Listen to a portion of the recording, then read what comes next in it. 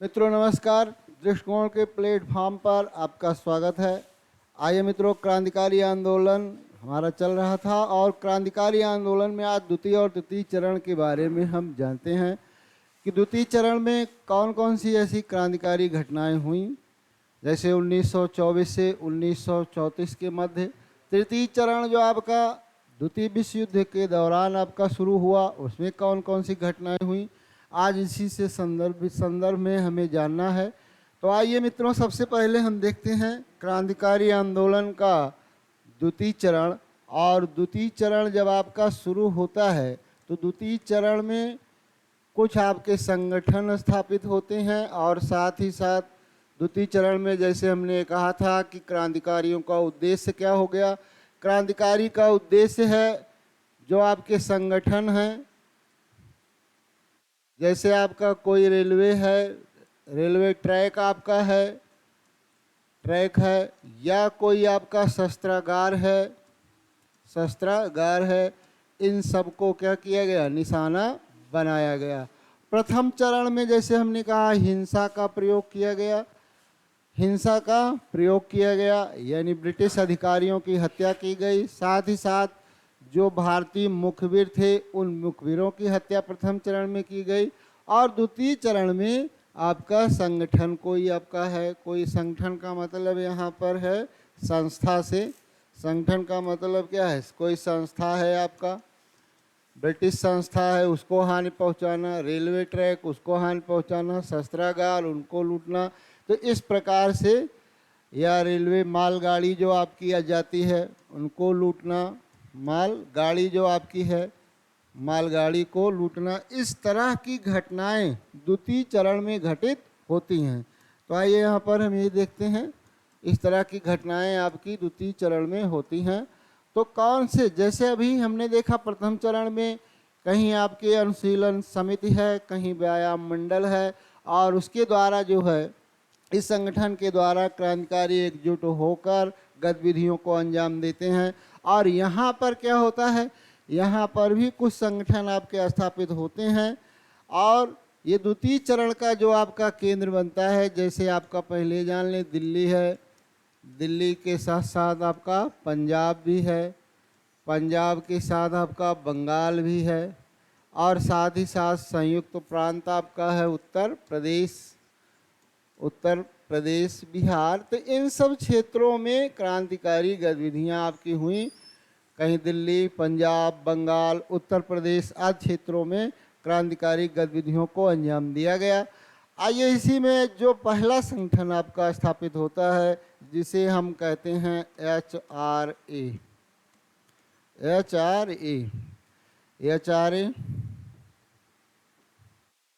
HRA जो आपका हो गया हिंदुस्तान रिपब्लिकन एसोसिएशन आपका है, हिंदुस्तान रिपब्लिकन एसोसिएशन। इसी को साइड में हम क्या कहते हैं, एचआरए, हिंदुस्तान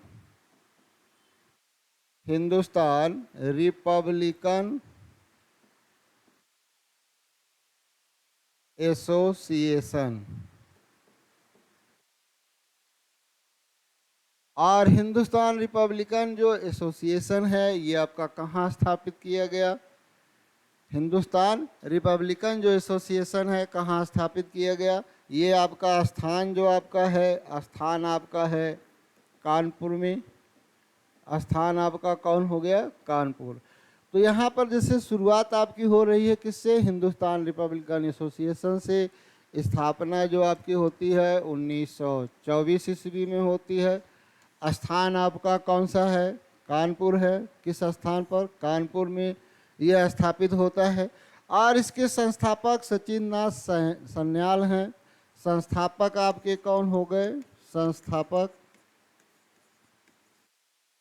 सचिंद्रनाथ सन्याल हैं।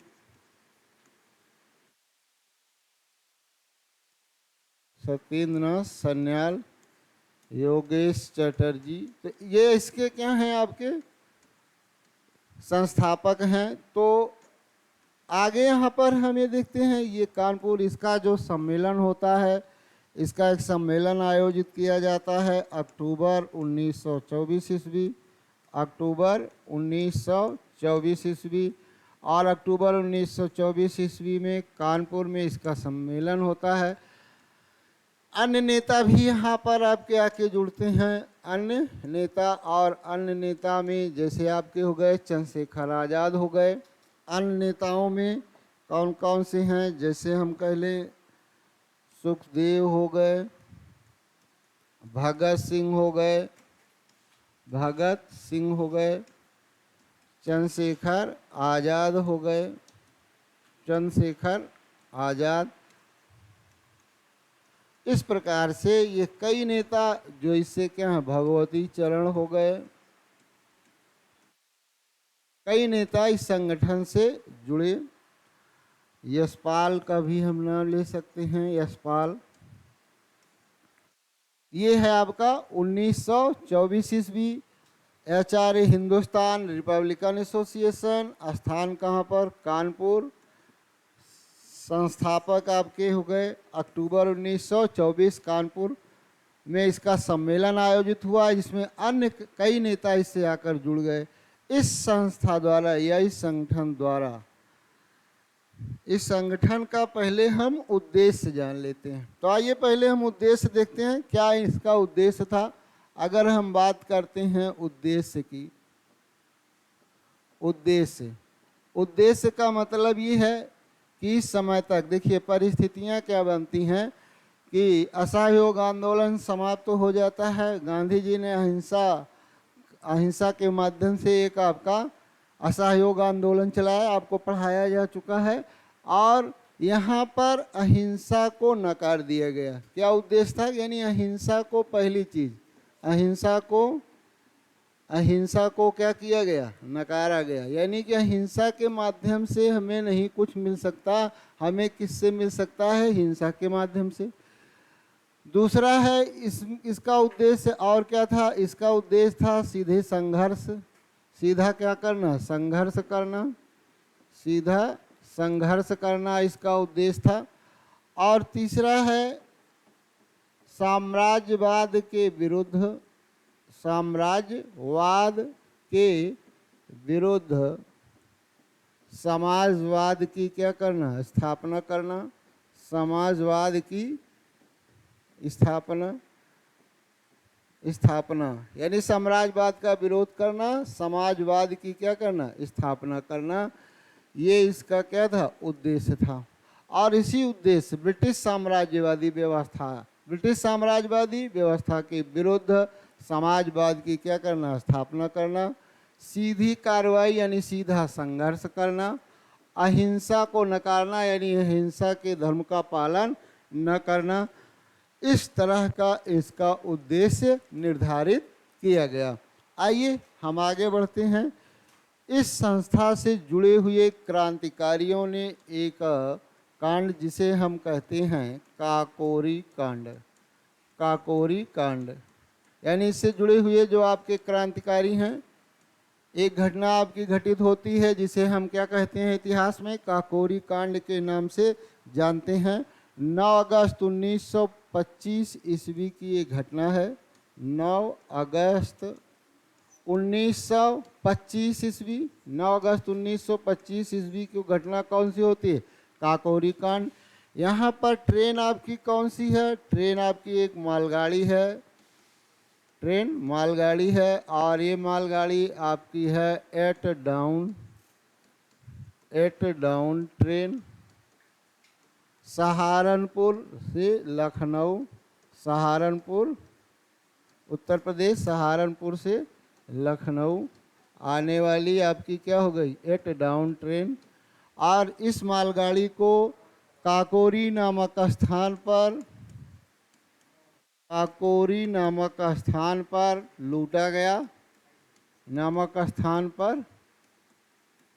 लूटा गया, और यही घटना आपकी क्या कहलाती है, लूटा गया, काकोरी घटना कहलाती है या काकोरी कांड। यही आपका क्या हो गया, काकोरी कांड हो गया, काकोरी कांड। तो आइए यहाँ पर हमने देखा, कई बार आपसे पूछा गया काकोरी कांड किस संस्था से जुड़े हुए क्रांतिकारियों ने घटना को अंजाम दिया। एचआरए कब ये घटना हुई? 9 अगस्त 1925 ईस्वी को हुई। कौन सी ट्रेन है? ट्रेन आपकी एक मालगाड़ी जिसका नाम एट डाउन ट्रेन, सहारनपुर से लखनऊ काकोरी नामक स्थान पर यह घटना हुई, इसलिए इसे काकोरी कांड, काकोरी घटना के नाम से जाना जाता है। अब यहाँ पर हुआ क्या, इस घटना से जुड़े हुए क्रांतिकारी यानी कुल जो आपके हैं 29 क्रांतिकारी हैं, 29 क्रांतिकारियों को, कितने क्रांतिकारी? 29 क्रांतिकारियों को यहाँ पर क्या किया जाता है? क्रांतिकारियों को गिरफ्तार कर लिया जाता है। 29 क्रांतिकारी क्या होते हैं? 29 क्रांतिकारी गिरफ्तार होते हैं, गिरफ्तार होते हैं और 4 क्रांतिकारी को फांसी की सजा दी जाती है। कितने क्रांतिकारी हैं? 4 क्रांतिकारी को क्या होता है भाई? फांसी की सजा, फांसी दिया गया। तो ये 4 क्रांतिकारी आपके कौन, जिन्हें फांसी दिया गया? 4 क्रांतिकारियों में जैसे आपके एक हो गए राम प्रसाद बिस्मिल, राम प्रसाद बिस्मिल आपके हो गए, राम प्रसाद बिस्मिल हो गए, अशफाक उल्ला खां हो गए, अशफाक उल्ला खां हो गए। राम प्रसाद बिस्मिल को फांसी आपकी होती है गोरखपुर में। ये प्रश्न आपका बहुत पूछा गया है, कहाँ पर? गोरखपुर। अशफाक उल्ला खां को फैजाबाद, फैजाबाद। इसी प्रकार से रोशन सिंह आपके हैं और एक हैं आपके राजेंद्र लाहिड़ी, राजेंद्र लाहिड़ी, ये आपके हो गए। रोशन सिंह आपके, इन्हें कहाँ पर फांसी पर चढ़ाया जाता है? ये आपके हो गए इलाहाबाद, इलाहाबाद।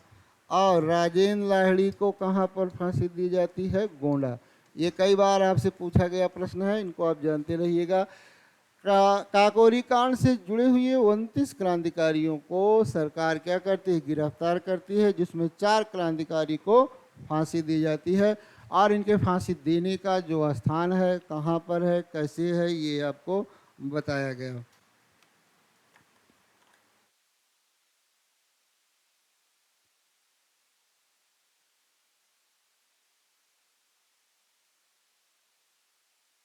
चलिए आगे बढ़ते हैं। इसी प्रकार से अगला जो आपका संगठन होता है जिसे कहते हैं HSRA। HSRA Hindustan, Hindustan socialist, Hindustan socialist Republican association, Republican association, ये आपका हो गया हिंदुस्तान सोशलिस्ट रिपब्लिकन एसोसिएशन। जब कई क्रांतिकारी यहाँ पर गिरफ्तार होते हैं, कुछ को आजीवन कारावास, 29 आपको बताया गया, 4 को फांसी की सजा होती है। तो HSRA Hindustan socialist Republican association आपका स्थापित होता है। ये आपका है सितंबर 1928, सितंबर 1928। ये इनका स्थान आपका ये कहाँ स्थापित होता है? स्थान आपका है फिरोज शाह कोटला, फिरोज शाह कोटला।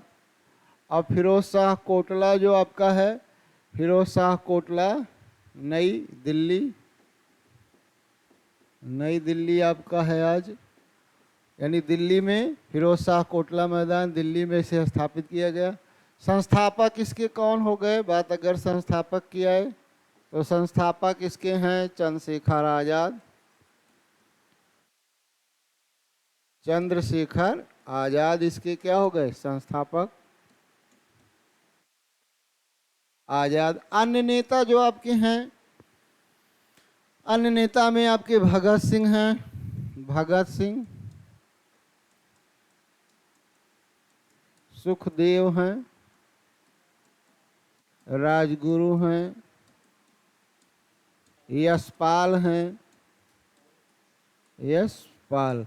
तो इस प्रकार से अन्य जुड़े हुए महत्वपूर्ण ये क्या हैं, नेता हैं। और यहाँ पर ये आपको बताया गया कि जब ये आचार्य आपका बहुत क्रांतिकारी आपके गिरफ्तार होते हैं, कुछ को आजीवन कारावास, कुछ को फांसी होती है, 4 यानी को फांसी दी जाती है, तब HSRA का गठन चंद्रशेखर आज़ाद करते हैं। अब इस संगठन में, यानी ये बात आपकी है कब की, 1928, सितंबर 1928। और यहाँ पर एक घटना को अंजाम दिया जाता है, क्योंकि सितंबर ये साइमन कमीशन के विरोध में लाला लाजपत राय को लाहौर में लाठियों से पीटा जाता है और उनकी क्या होती है, मृत्यु हो जाती है। तो लाला लाजपत राय को लाहौर में क्या किया जाता है, लाहौर आपका है, लाहौर 1928 ईस्वी, लाठियों से इन पर क्या किया जाता है, प्रहार, लाठियों से प्रहार होता है। और इस प्रहार में अभियुक्त आपके एक होंगे, प्रहार में सैंडर्स आपके हैं, सैंडर्स। तो यही एक घटना होती है सैंडर्स हत्याकांड की, सैंडर्स हत्याकांड। और इस संस्था से जुड़े कुछ क्रांतिकारी सैंडर्स की क्या करते हैं, हत्या करते हैं 17 दिसंबर 1928, 17 दिसंबर 1928, 17 दिसंबर 1928 ईस्वी, 17 दिसंबर 1928 ईस्वी सैंडर्स हत्याकांड, यानी सैंडर्स की हत्या की जाती है। सैंडर्स की हत्या क्यों की जाती है, हमने बताया कि उस समय लाला लाजपत राय को लाठियों से प्रहार किया गया और उनकी लाहौर में क्या हुई थी, लाहौर में प्रहार किया गया और उनकी मृत्यु हुई। इसलिए कुछ क्रांतिकारियों ने हत्या करने का प्रयास किया। किसकी हत्या का प्रयास ये किए थे, स्कॉट की हत्या का प्रयास किसका करना चाहते थे, स्कॉट की। लेकिन मृत्यु किसकी हो जाती है, मृत्यु होती है सैंडर्स की। यानी प्रयास किसका किए, प्रयास हत्या का किसका करते हैं, प्रयास हत्या का करते हैं स्कॉट की। लेकिन मृत्यु हो जाती है या गोली लग जाती है किसको, सैंडर्स की। और सैंडर्स की क्या होती है, मृत्यु हो जाती है, मृत्यु हो जाती है सैंडर्स की। और इस घटना को ही सैंडर्स हत्याकांड के नाम से जाना जाता है। देखिए सैंडर्स के साथ साथ एक और आपके हैं जिनका नाम है चरण सिंह। दूसरे व्यक्ति कौन हैं, एक चरण सिंह हैं, इनकी भी क्या होती है, मृत्यु हो जाती है, चरण सिंह की मृत्यु होती है। तो 2 व्यक्ति, लेकिन मुख्य आपके सैंडर्स, इसलिए से सैंडर्स हत्याकांड कहा जाता है। प्रयास किसका किया गया, हत्या का प्रयास स्कॉट का किया गया, लेकिन गोली किसको लगती है, सैंडर्स को। और इसी घटना को सैंडर्स हत्याकांड के नाम से जाना जाता है। ये आपका दिसंबर 1928 का है। तो चलिए भाई, ये घटना आपका लाहौर के ये अधीक्षक थे सैंडर्स, कहाँ, लाहौर। तो इस प्रकार से हमने ये देखा। और इस घटना को अंजाम भगत सिंह, चंद्रशेखर और राजगुरु ने दिया था। कौन कौन दिए थे, भगत सिंह,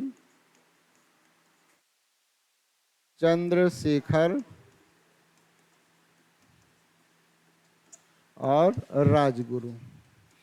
ये इतनी बातें हैं इसमें। सैंडर्स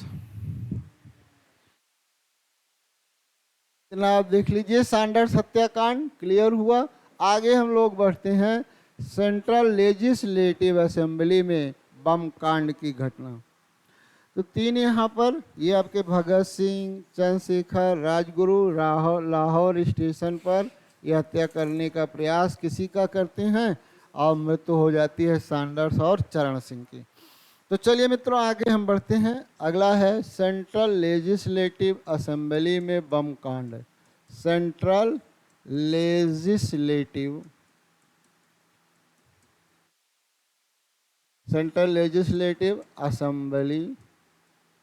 असेंबली बम कांड। अगली घटना ये है आपका सेंट्रल लेजिस्लेटिव असेंबली बम कांड 8 अप्रैल 1929। ये घटना कब की है, ये घटना आपकी है 8 अप्रैल 1929। 8 अप्रैल 1929 ईस्वी। 8 अप्रैल 1929 ईस्वी भगत सिंह और बटुकेश्वर दत्त द्वारा भगत सिंह बम कांड, भगत सिंह और बटुकेश्वर दत्त द्वारा, यहाँ पर देखिए अब सेंट्रल लेजिस्लेटिव असेंबली में बम कांड की घटना क्यों होती है, क्या कारण है। अभी जैसे आपको बताया गया कि सैंडर्स की जब हत्या होती है तो निर्दोष जनता को पुलिस क्या करती है, परेशान करती है। और उसी समय भारतीय सुरक्षा विधेयक, व्यापार विवाद विधेयक भी विधानसभा से 2 विधेयक आपके पारित हो रहे थे। पब्लिक सेफ्टी बिल आपका है, एक विधेयक है जो पारित होना था। और इन दोनों विधेयक और साथ ही साथ जो निर्दोष जनता को ये परेशान कर रहे थे कि 2 बम और पर्चे के साथ असेंबली विधानसभा में बम फेंका गया। और उस समय कहा गया, पर्चे में लिखा था, बहरों को सुनाने के लिए धमाकों की आवाज़ जरूरी होती है। तो इस प्रकार से ये घटना आपकी किस नाम से जानी गई, सेंट्रल लेजिस्लेटिव असेंबली बम कांड। कब की है ये आपकी है 8 अप्रैल 1929। कारण क्या बना, कारण जनता को निर्दोष परेशान करना, साथ ही साथ सार्वजनिक सुरक्षा विधेयक, सार्वजनिक सुरक्षा विधेयक, सार्वजनिक सुरक्षा विधेयक। दूसरा जो आपका है व्यापार विवाद विधेयक होगा, व्यापार विवाद विधेयक, व्यापार विवाद विधेयक। ये 2 आपके विधेयक हैं, व्यापार विवाद विधेयक और आपका कौन विधेयक है, सार्वजनिक सुरक्षा विधेयक। इन दोनों विधेयक पर बहस चल रही थी, कहाँ पर, विधानसभा में चल रही थी, विधानसभा में। और उसी समय विधानसभा में बहस चल रही थी और उसी समय भगत सिंह द्वारा बटुकेश्वर दत्त द्वारा बम फेंका गया। भगत सिंह और किसके द्वारा, बटुकेश्वर दत्त द्वारा, केश्वर दत्त। बम आपके 2 बम फेंके गए और साथ में पर्चे भी फेंके गए। साथ में क्या किए गए, पर्चे फेंके गए कि बहरों को सुनाने के लिए धमाकों की आवाज़ क्या होती है, जरूरी होती है। इस तरह का आपका यहाँ पर वक्तव्य लिखा था। और इन दोनों लोग को क्या किया जाता है, गिरफ्तार कर लिया जाता है। और गिरफ्तार के साथ साथ अन्य क्रांतिकारियों को भी गिरफ्तार किया गया और गिरफ्तार करके लाहौर षड्यंत्र केस का मुकदमा चलाया गया। कौन सा भाई, लाहौर षड्यंत्र का क्या चलाया गया, षड्यंत्र का मुकदमा चलाया गया। ये षड्यंत्र भी आपसे पूछे जाते हैं, ध्यान रखिएगा। इसी के बाद लाहौर षड्यंत्र का क्या किया गया, मुकदमा चलाया गया। अब गिरफ्तार जो भी क्रांतिकारी गिरफ्तार हुए थे वो राजनीतिक कैदी का दर्जा प्राप्त करने के लिए भूख हड़ताल किए। यहाँ पर ध्यान रखिएगा कि राजनीतिक कैदी का यहाँ पर इन्हें क्या मिलना चाहिए था, कैदी का दर्जा प्राप्त करने के लिए इन्होंने क्या किया, प्राप्त करने के लिए भूख हड़ताल पर किया। भूख हड़ताल करना प्रारंभ किए कि हमें राजनीतिक कैदी का क्या किया जाए, दर्जा दिया जाए। और 64 दिन भूख हड़ताल के बाद जतिन दास की क्या हो जाती है, मृत्यु हो जाती है। जतिन दास की 64 दिन भूख हड़ताल के बाद, 64 दिन भूख हड़ताल के बाद क्या हो जाती है? मृत्यु। हड़ताल के बाद मृत्यु हो जाती है। ये भी हेलो आपसे गाइस, बहुत कैसे हैं आप लोग? पूछता आई होप है। सभी ठीक हो। वहां मृत्यु पर हो क्लिक करना जाती है। कि आप लोग तैयारी ये तो अच्छे आपका से हो कर ही गया। रहे हैं, और जतिन ओटीआर दास भाई कर की लेना, मृत्यु 6 नंबर में होती तो है आ ही देंगे। कितने दिन तो भूख नोटिफिकेशन आपका हड़ताल? जैसे ही आएगा टेलीग्राम पर आपको 64 शेयर कर दिन दिया भूख जाएगा, और यहाँ हड़ताल के बाद पर आप लोगों को मृत्यु। अप्लाई कैसे भूख करना है। हड़ताल पर तो क्यों आप लोगों को सबसे पहले क्रांतिकारी वेबसाइट बैठ के गए? ऊपर काफी टाइम राजनीतिक से आपको दर्जा प्राप्त करने के लिए। और इसके बाद भगत सिंह, सुखदेव, राजगुरु को, भगत सिंह, भगत सिंह, हेलो सुखदेव गाइस, कैसे हैं आप लोग? आई होप सभी ठीक और होंगे। आपके सीजीएल कौन हो गए? 2024 की बहुत सारी राजगुरु। कैंडिडेट अभी परेशान हैं। ये तीन महत्वपूर्ण आपके क्या थे? क्रांतिकारी भगत सिंह, सुखदेव, राजगुरु, जिन्हें 23 मार्च 1931 को फांसी पर चढ़ा दिया जाता है। 23 मार्च 1931 ईस्वी, 23 मार्च 1931 ईस्वी को फांसी की सजा सुनाई जाती है, फांसी की सजा दी जाती है। ये हो गया आपके, ये घटना हो गई सैंडर्स हत्याकांड से, सेंट्रल लेजिस्लेटिव असेंबली में बम कांड। आगे बढ़ते हैं। इसी प्रकार से ये दूसरा चरण आपका अभी चल रहा है। फिर हम आगे पढ़ते हैं बंगाल में। आगे हम कहाँ बढ़ेंगे? बंगाल में क्रांतिकारी गतिविधियाँ। अब HSRA के भी सदस्य ज़्यादातर आपके गिरफ्तार हो गए, किसी को फांसी सजा, लेकिन इस यहाँ भी बच जाते हैं। कौन? चंद्रशेखर आज़ाद। चंद्रशेखर आज़ाद, चंद्रशेखर आज़ाद बच जाते हैं। और इनके साथ साथ आपके यशपाल भी बचे हुए हैं। यशपाल, सुखदेव राज, सुखदेव राज हैं ये, सुखदेव राज। ये तीन लोग यहाँ पर बसते हैं। और एक घटना आपकी होती है फरवरी हेलो गाइस, कैसे हैं 1931 आप लोग? आई होप ईस्वी सभी की। ठीक हो। भी अपडेट फरवरी आपको कैटेगरी के कैंडिडेट्स 1931 हैं यहाँ पर ईस्वी दिया जाएगा। ये साथ में लोग जो आपका पहुँचते प्रोग्राम है हैं वो 3 जुलाई से अल्फ्रेड स्टार्ट हो रहा है। सारी पार्क। डिटेल्स आपको बैनर पर दिखाई दे रही होंगी। अल्फ्रेड रजिस्ट्रेशन आपके पार्क आज से आपके स्टार्ट हो पहुँच जाएंगे। गए। कहाँ 24 पर? तारीख है आज शाम। इलाहाबाद। पूरा का पूरा सिनेरियो है। इलाहाबाद। और इसी समय पुलिस आपकी आ पड़ती है, पुलिस आती है, पुलिस आती है, मुठभेड़ होता है। मुठभेड़ में कौन कौन मारे जाते हैं? मुठभेड़ में आपके मारे जाते हैं चंद्रशेखर आज़ाद, चंद्रशेखर आज़ाद, चंद्रशेखर आज़ाद, और आपके हो गए सुखदेव राज। सुखदेव राज, ये दोनों लोग क्या होते हैं? मारे जाते हैं। कहाँ पर? Alfred park. फिर इलाहाबाद में 1932 ईस्वी में, 1932 ईस्वी में यशपाल भी, और बाकी एज ग्रुप यशपाल इलाहाबाद में की जेल हो, गिरफ्तार होते एमटीएस हो, हैं। सीएचएसएल हो इलाहाबाद में क्या सकते हैं। होते हैं? नोटिफिकेशन गिरफ्तार आपका होते हैं, किसी गिरफ्तार हो जाते हैं। और यही यशपाल बाद में पंडित गोविंद बल्लभ पंत के समय छूटते हैं। और इन्हें क्या होता है भाई, ये कई उपन्यास भी लिखते हैं। तो चलिए, ये सब घटनाएं हैं। और धीरे धीरे अब HSRA भी आपका क्या होता है? कमज़ोर होता है। अब क्रांतिकारी गतिविधियां कहाँ पर होती हैं? बंगाल में।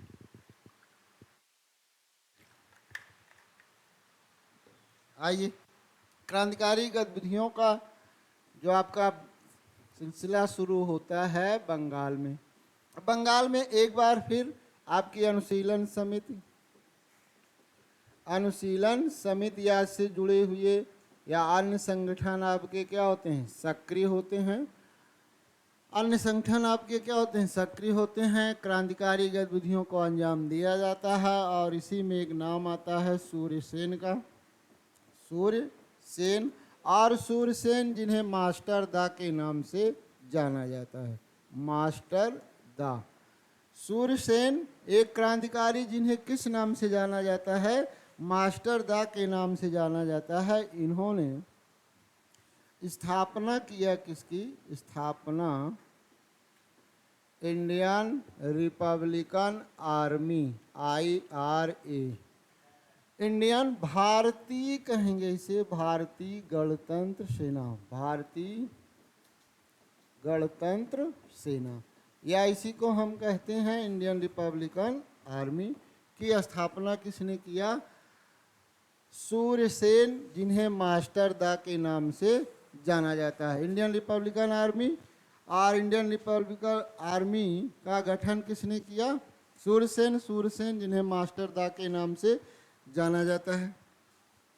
यहाँ पर एक घटना होती है जिसे कहते हैं चटगांव आर्मरी रेड।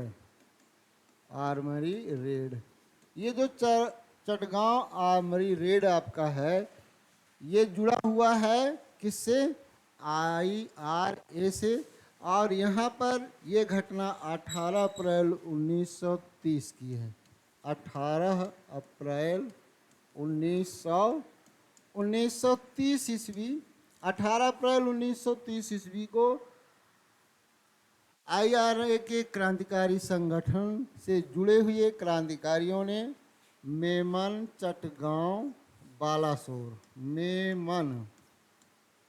मेमन हो गया, चटगांव हो गया और बालासोर हो गया के शस्त्रागार को क्या करना था?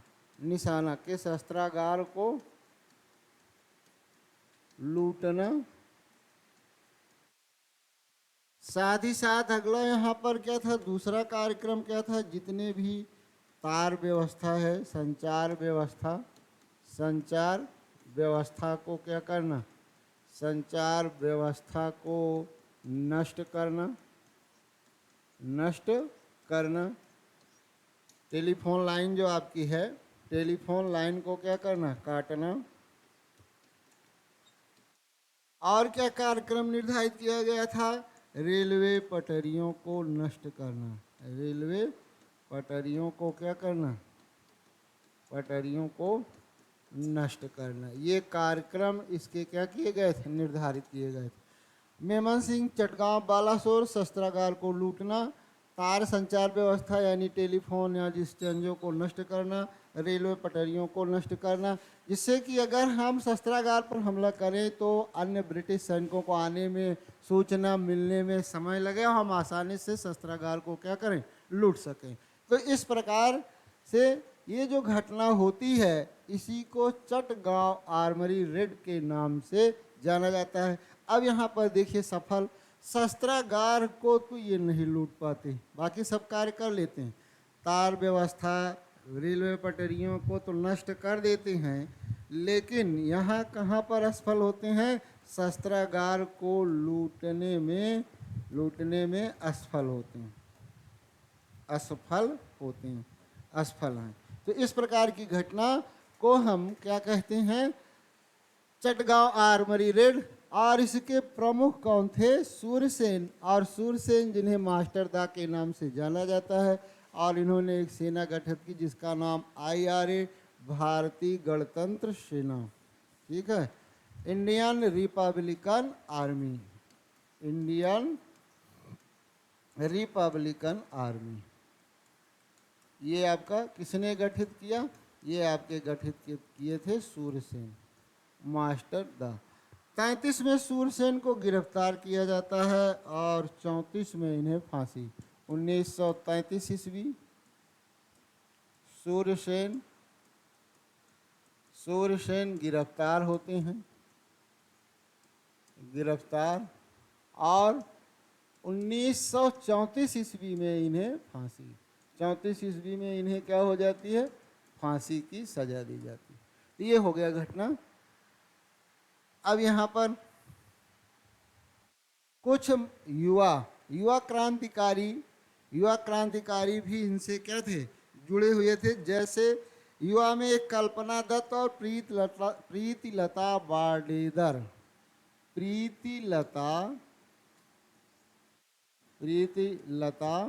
वाडेदर, ये नाम आपसे पूछता है। एक आपका है कल्पना दत्त, एक आपकी हैं सुनिधि चौधरी। जो महिलाओं से यहाँ प्रश्न आपका आता है। एक आपकी हैं बीना दास, ये महिलाएं हैं।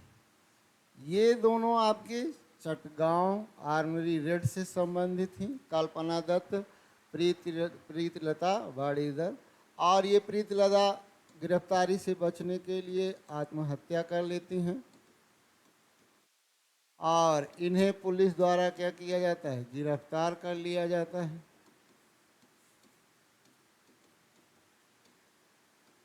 गिरफ्तार कर लिया जाता है। बीना दास बंगाल दीक्षांत समारोह में, बंगाल दीक्षांत समारोह आपका चल रहा था।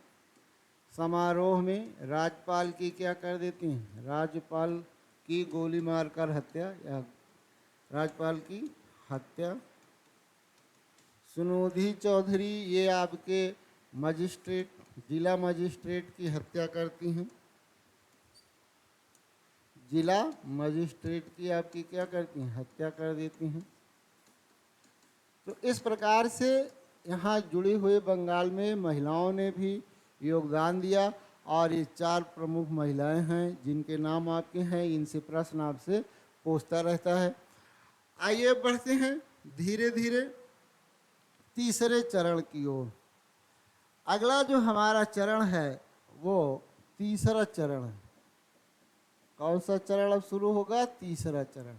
और तीसरा चरण जो आपका है, तीसरे चरण में मुख्य भूमिका किसकी है, मुख्य भूमिका सुभाष चंद्र बोस की है। मुख्य भूमिका सुभाष चंद्र बोस। द्वितीय विश्व युद्ध के दौरान सुभाष चंद्र बोस की मुख्य भूमिका होती है। अब सुभाष चंद्र बोस के बारे में थोड़ा सा हम जान लेते हैं। इनका जन्म जो आपका है 1897 ईस्वी जनवरी, जन्म आपका होता है, जन्म 1897 ईस्वी कटक उड़ीसा में, कटक ओडिशा, ओडिशा में इनका जन्म हुआ। 1919 ईस्वी में ये आपके स्नातक पास। 1920 ईस्वी में, 1920 ईस्वी में ये आपके 1920 ईस्वी में सिविल परीक्षा में इन्हें चौथी रैंक मिली। सिविल परीक्षा में पास किए और कौन सा स्थान, चौथा स्थान ये प्राप्त करते हैं। आगे देखते हैं इनके कुछ। महात्मा गांधी, गांधी जी और चित्तरंजन दास से प्रभावित होते हैं और यही सीआर दास राजनीतिक गुरु इनके बने। राजनीतिक गुरु हैं। राजनीतिक गुरु कौन हो गए, सीआर दास। सुभाष चंद्र बोस के राजनीतिक गुरु सीआर दास। आगे यहाँ पर हम चलते हैं 1938 ईस्वी में, 1938 ईस्वी हरिपुरा कांग्रेस के अध्यक्ष, हरिपुरा अधिवेशन कांग्रेस के क्या बने, अध्यक्ष बने। 1939 ईस्वी त्रिपुरा कांग्रेस अध्यक्ष पद के लिए यहाँ विवाद होता है। अध्यक्ष पद का क्या होता है, विवाद आप जानते होंगे, जान लीजिए। यहाँ पर महात्मा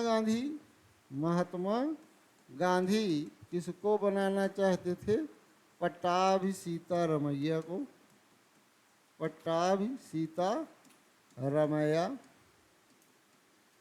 और एक तरफ आपके कौन, सुभाष चंद्र बोस। और फिर अध्यक्ष कौन बने, अध्यक्ष बने सुभाष चंद्र बोस। पट्टाभी सीतारमैया की क्या होती है, हार। यानी ये पराजित होते हैं मतदान में। इस हार को महात्मा गांधी ने अपनी हार कहा, अपनी हार बताया, और इससे सुभाष चंद्र बोस ने मार्च 39 में क्या किया, मार्च 1939 में इस्तीफा दे दिया।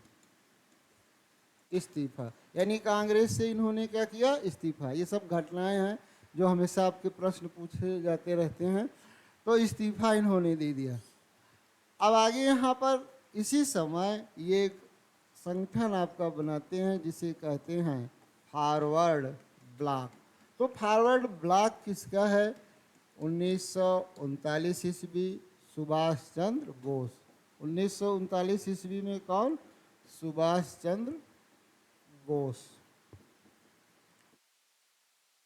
1940 ईस्वी में जब इन्होंने देखा, सरकार ने देखा, ब्रिटिश सरकार ने देखा कि ये कांग्रेस से अब अलग हुए, इस्तीफा दे चुके हैं, और ऐसी परिस्थितियों में इन्हें 40 में घर में ही नज़रबंद कर दिया जाता है।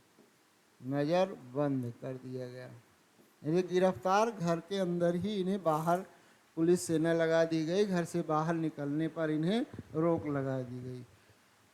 अब यहाँ पर नज़रबंद किया गया, लेकिन 1941 ईस्वी में, 1941 ईस्वी में ये 1941 ईस्वी में बाहर आते हैं। 1941 ईस्वी में क्या होते हैं, बाहर आते हैं। और तो सबसे पहले ये 1941 ईस्वी में बाहर, यहाँ से एक महत्वपूर्ण प्रश्न है कि जैसे सुभाष चंद्र बोस बाहर आते हैं, तो बाहर दूसरे देशों में जब जाते हैं तो वो किस नाम का उनका वीज़ा बनता है। तो वीज़ा जो इनका बनता है, वीज़ा बनाया गया ओरलैंड मोसट्टा के नाम से।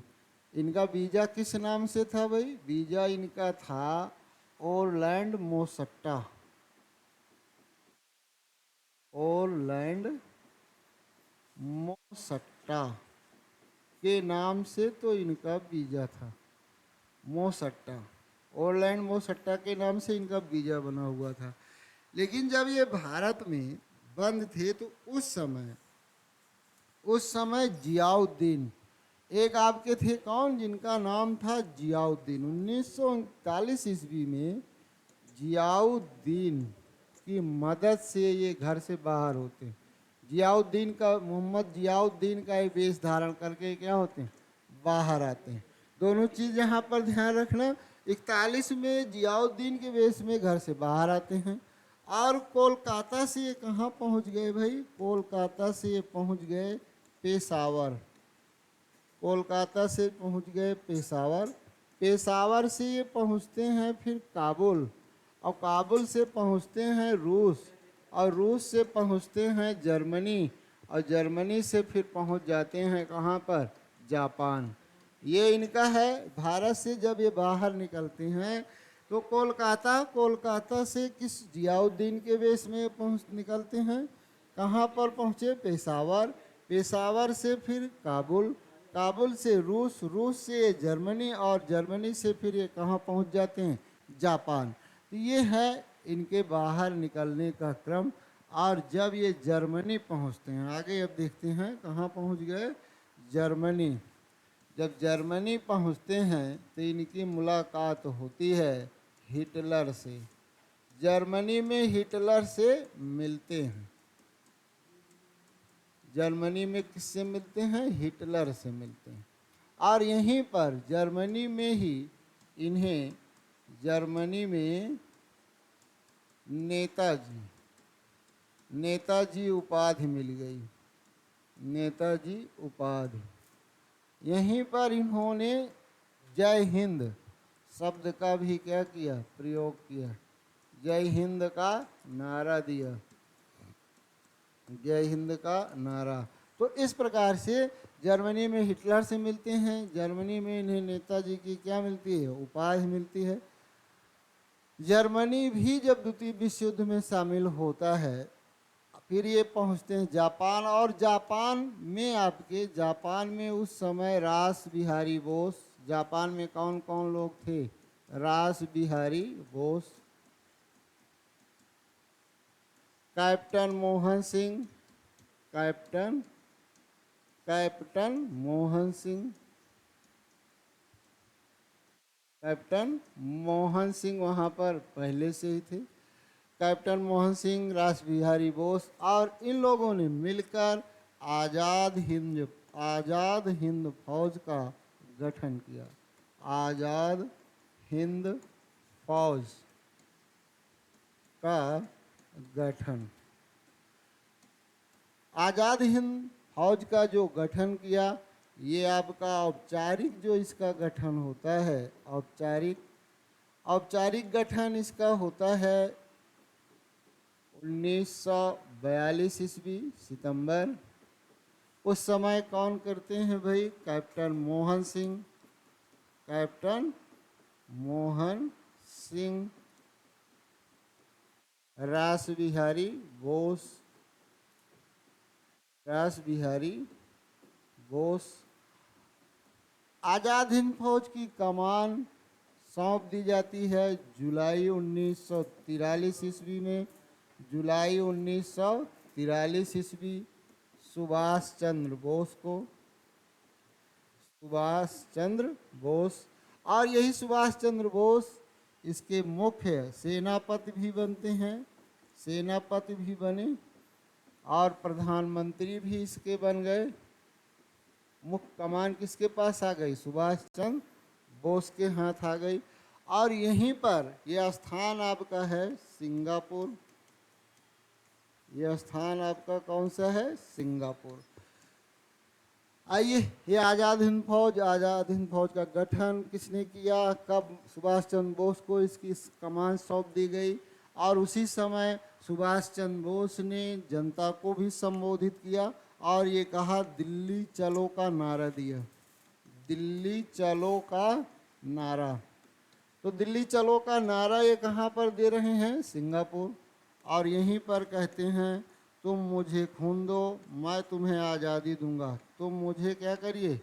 तुम मुझे खून दो, मैं तुम्हें आज़ादी दूंगा।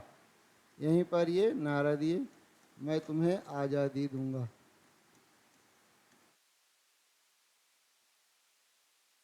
आज़ाद हिंद फौज रेडियो से महात्मा गांधी को इन्होंने संबोधित किया और यहीं पर आज़ाद हिंद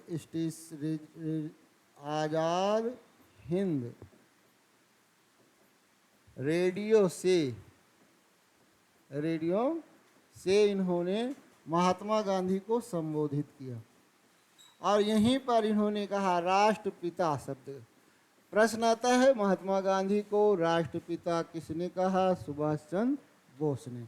राष्ट्रपिता, हमें आपके आशीर्वाद की आवश्यकता है और हम भारत को स्वतंत्रता दिलाने के लिए आगे बढ़ रहे हैं। एक यहीं से प्रश्न आपसे पूछता है, आज़ाद हिंद रेडियो से महात्मा गांधी को संबोधित सुभाष चंद्र बोस ने किस शब्दों से शुरुआत किया? राष्ट्रपिता।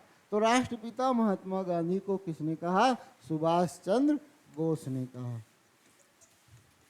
सुभाष चंद्र बोस।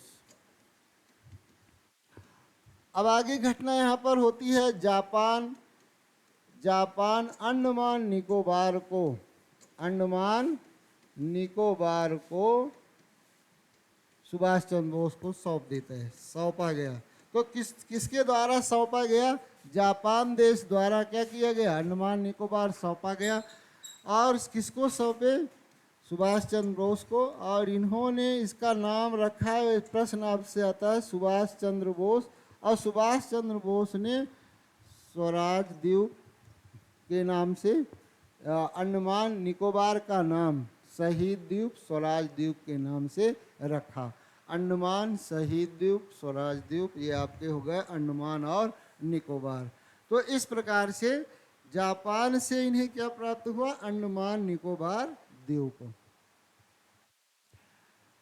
ये असम तक पहुंच चुके थे, असम के कुछ भागों तक अधिकार कर चुके थे, लेकिन परिस्थितियां विपरीत होती हैं। ब्रिटिश सरकार द्वारा पुनः म्यांमार पर अधिकार कर लिया जाता है। बहुत से सैनिक, भारतीय सैनिक सहित सब क्या होते हैं? गिरफ्तार हो जाते हैं। और आगे की घटना ये होती है, ये ताइको ताइवान आज है, वर्तमान में क्या है, ताइवान। अरे कुछ खाने ताइवान को। में हाँ? हवाई हमले में ये क्या होते हैं, इतना हवाई टेस्टी। दुर्घटना में, हमले में नहीं, इतना। हवाई दुर्घटना में क्या हेलो होते गाइस, हैं, कैसे हैं आप लोग? आई होप मारे सभी ठीक जाते होंगे। हैं, सीजीएल 2024 की बहुत मारे सारी जाते कैंडिडेट हैं। अभी परेशान है इस चीज़ को ये घटना है 1945 ईस्वी। 1945 ईस्वी में सुभाष चंद्र बोस की मृत्यु हो जाती है। तो यह हवाई दुर्घटना है। ताइवान वर्तमान में है, ताइको हवाई अड्डा है, ताइको ताइको हवाई अड्डा, और यहीं पर इनकी क्या होती है, हवाई दुर्घटना में मृत्यु हो जाती है। इनकी जांच के लिए, इनकी मृत्यु की जांच के लिए मुखर्जी आयोग गठित किया गया था, जो काफ़ी समय तक ये गठित रहा। इसने अपनी रिपोर्ट दिया कि ये मुखर्जी आयोग है। सुभाष चंद्र बोस की मृत्यु कैसे हुई, दुर्घटना से हुई या किसी अन्य कारण से हुई, इसके लिए जो जांच के लिए कौन सा आयोग बना, मुखर्जी आयोग बना। तो आइए मित्रों, अब यहाँ पर इनकी मृत्यु के बाद की एक घटना होती है। आज़ाद हिंद फौज के सिपाहियों को क्या कर लिया जाता है, गिरफ्तार किया जाता है, और दिल्ली के लाल किले में उन पर क्या चलाया जाता है, मुकदमा, जिसे आज़ाद हिंद फौज के सिपाहियों पर, क्रांतिकारियों पर लाल किले में क्या चलता है, मुकदमा। लाल किले में मुकदमा चलाया जाता है। लाल किले में मुकदमा किनके खिलाफ चलता है, आज़ाद हिंद फौज के क्रांतिकारी। ये लाल किला कहाँ, दिल्ली। दिल्ली के लाल किले में मुकदमा चलाया जाता है। मुकदमे में 3 आपके मुख्य आरोपी यहाँ पर बनाए गए, जैसे आपका है गुरदयाल सिंह ढिल्लो, प्रेम सहगल और शाहनवाज हुसैन। शाहनवाज हुसैन, शाहनवाज हुसैन, शाहनवाज हुसैन हैं, और गुरदयाल सिंह ढिल्लो हैं। गुरदयाल सिंह ढिल्लो, प्रेम सहगल, इनके खिलाफ यहाँ पर क्या किया जाता है, मुकदमा चलाया जाता है।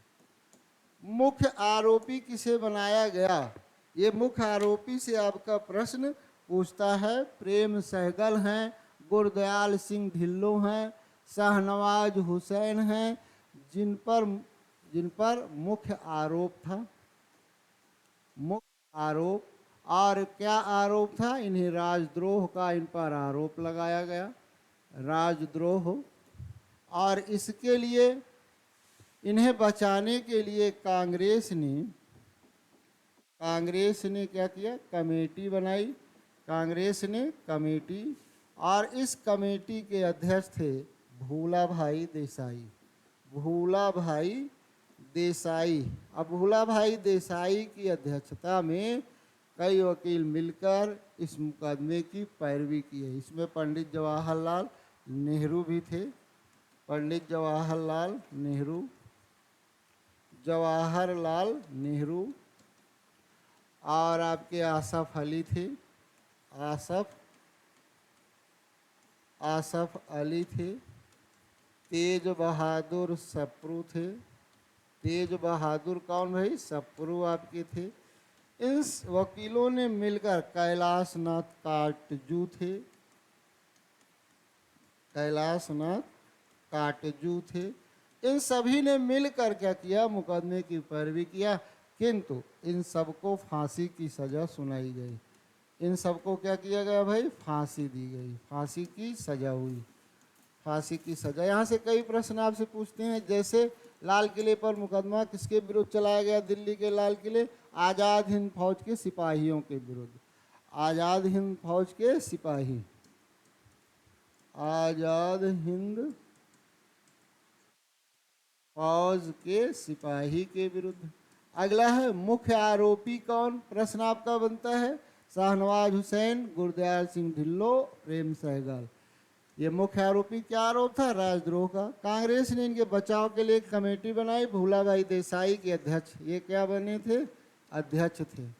इनकी अध्यक्षता में कई वकीलों ने मिलकर इसकी पैरवी की, इस केस की क्या किया, पैरवी किया।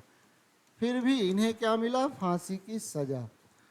और यहाँ पर पूरे देश में आंदोलन चला और पूरे देश में एक नारा प्रचलित हो गया, आज़ाद हिंद को छोड़ दो और दिल्ली के लाल किले को, नहीं तो दिल्ली के लाल किले को क्या करो, तोड़ दो। ठीक इस तरह का जो नारा जनता ने दिया तो उस समय लॉर्ड वेवल थे। कौन थे भाई? Lord Wavell. और लॉर्ड वेवल ने अपने अधिकार का प्रयोग करके वीटो पावर लगाया और इनकी सज़ा को माफ़ किया। सज़ा को क्या कर दिया? सज़ा को माफ़ कर दिया। सज़ा को माफ़ किया। तो इस प्रकार से लाल किले के तोड़ दो, आज़ाद हिंद फौज को छोड़ दो। ठीक है, इस तरह की घटनाएं, नारे दिए गए जिसमें वेवल ने अपने अधिकार का प्रयोग करके आज़ाद हिंद फौज के इन सिपाहियों को मुक्त किया या सज़ा को माफ़ कर दिया। तो माफ़ कर दिया। इस प्रकार से ये क्रांतिकारी आंदोलन का तृतीय चरण भी आपका क्या होता है, समाप्त होता है। और मित्रों हम आगे इसी प्रकार से स्वतंत्रता आंदोलन अब पढ़ेंगे। स्वतंत्रता आंदोलन में जैसे हम असहयोग आंदोलन तक जान लिए हैं, असहयोग आंदोलन के बाद फिर एक बार से गतिविधियाँ आपकी कम होती हैं और इन्हीं गतिविधियों के दौरान ये क्रांतिकारी गतिविधियों को हम पढ़ चुके हैं। क्योंकि 1922 के बाद ये देख रहे हैं 24 से 34 में आपका क्रांतिकारी गतिविधियाँ जोरों पर थी। आगे हम असहयोग आंदोलन की समाप्त के बाद स्वराज पार्टी, साइमन आयोग और नेहरू कमेटी, इन सब के बारे में आगे हम बढ़ते रहेंगे। फिर सबने अवज्ञा आंदोलन और लास्ट में भारत छोड़ो आंदोलन। तो इसी क्रम में लगातार हम क्रमशः आपको पढ़ाते रहेंगे, बताते रहेंगे। जहाँ भी जो दिक्कतें हैं आप कमेंट द्वारा पूछ भी सकते हैं। फिर हम इसी समय पर उपस्थित होंगे। नमस्कार।